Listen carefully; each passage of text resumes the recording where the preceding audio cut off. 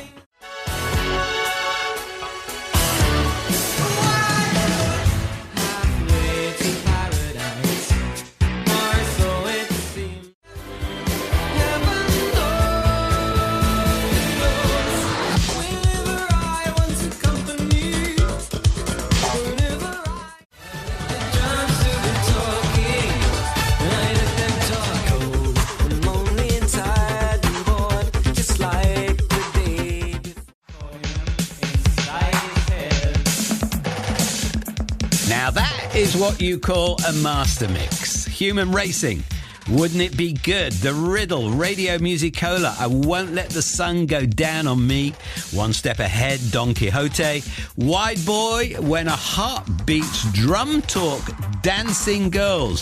So many fantastic songs. It was our Nik Kershaw Master Mix, and Nik is on the line right now. Hi, Nik. Hi, Gary. How are you? It's good to have you on the show. Welcome to Sounds of the 80s. Thank you. Good to be here. When you hear all those songs together, and that's like the tip of the iceberg, really, isn't it?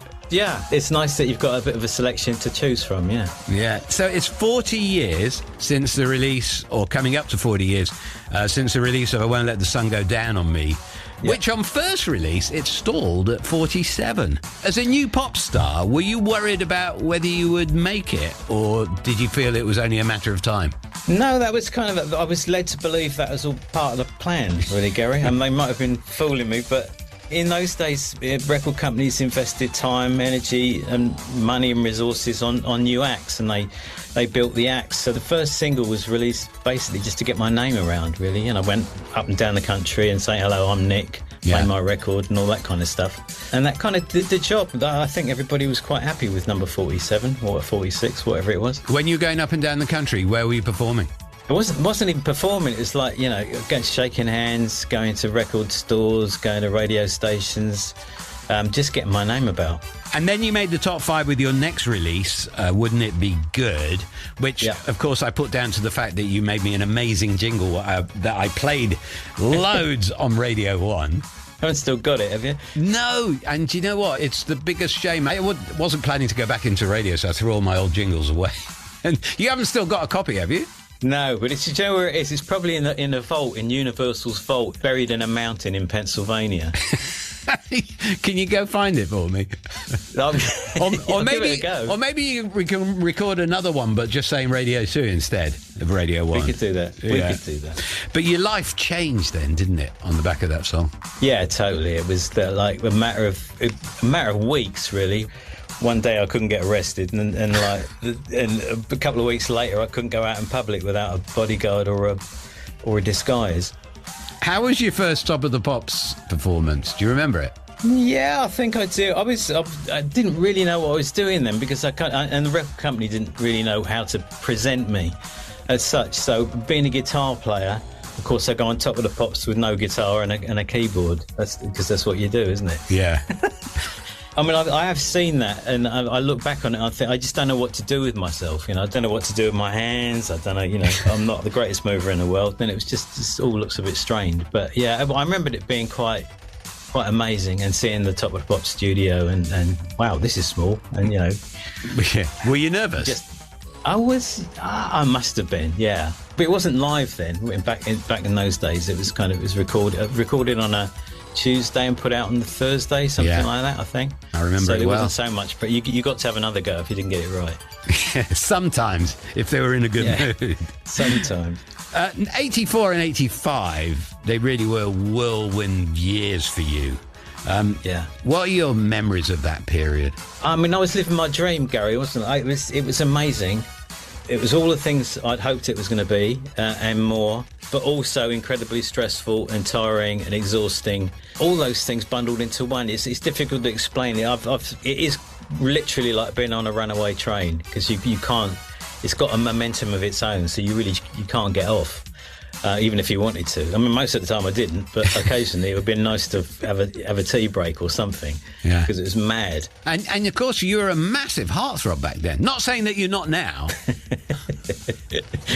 Yeah, that wasn't part of my plan. It might have been part of the record company's plan, but yeah, that struck me as quite odd, because I'd never experienced that kind of attention in previous years. So getting it after that was kind of weird, but yeah, I took it. And do people still scream at your gigs? Not so much scream, it's more of sort of a gentle groan now. All the aches and pains.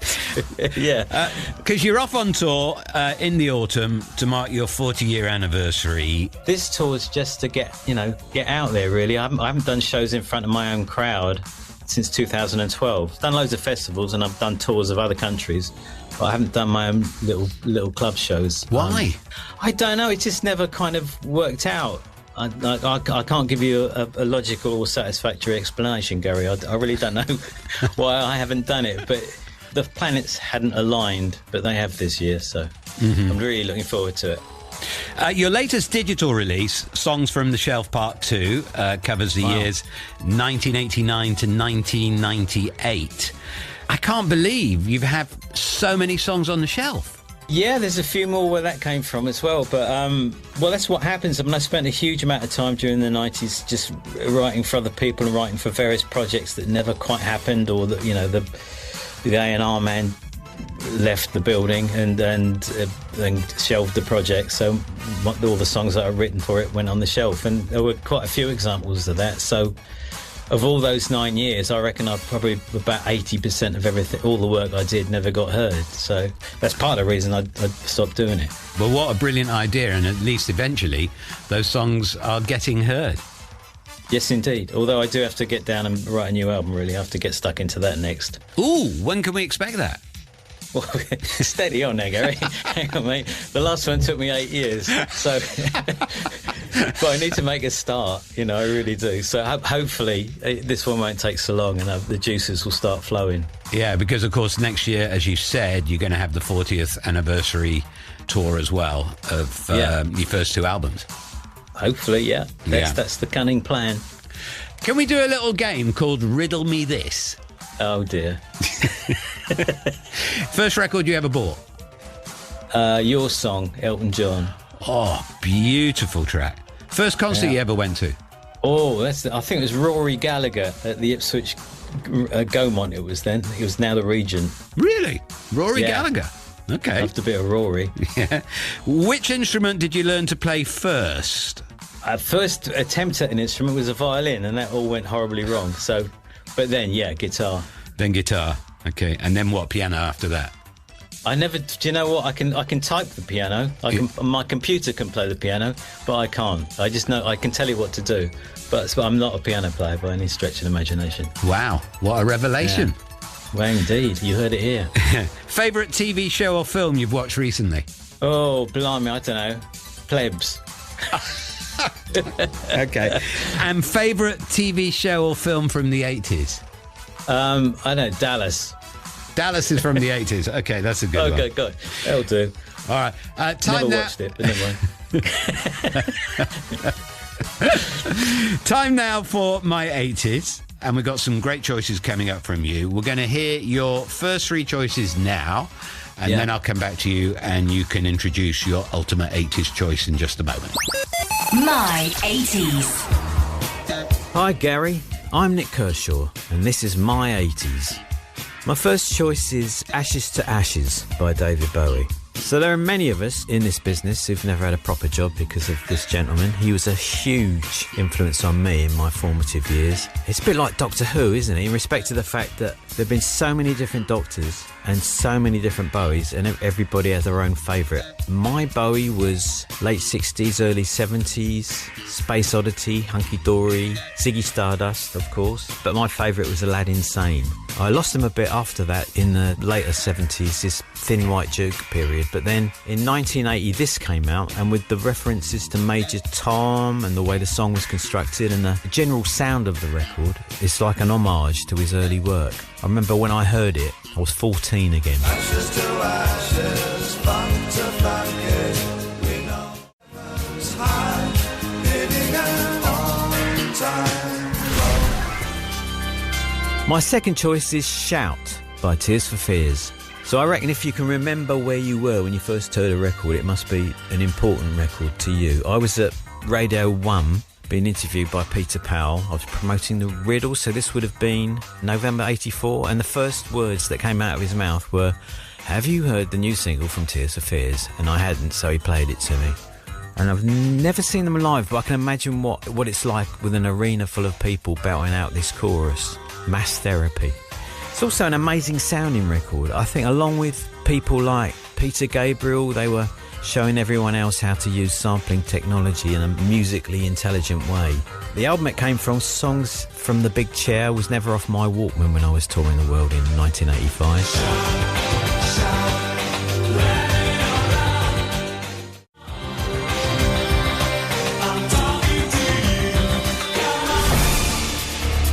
My third choice is Two Tribes by Frankie Goes to Hollywood.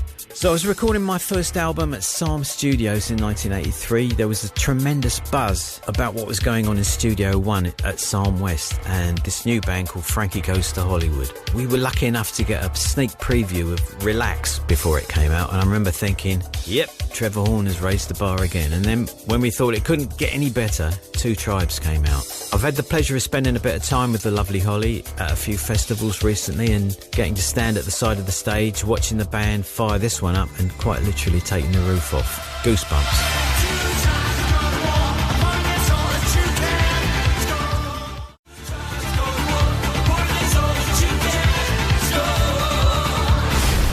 So, what is Nick Kershaw's ultimate 80s choice? What's it going to be, Nick? It's going to be Don't Dream It's Over by Crowded House. And why this one?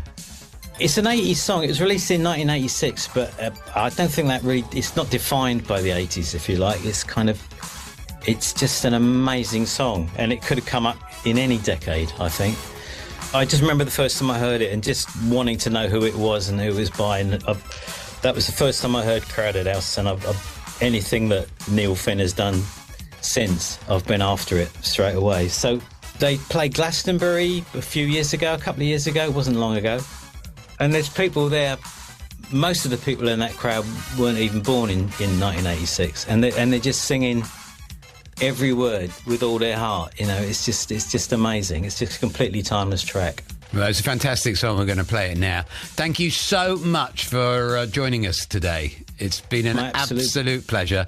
And the best of luck with your tour. No glitz, just hits and other bits. I can't wait to come and see you. Look forward to seeing you, Gary. Thanks, mate.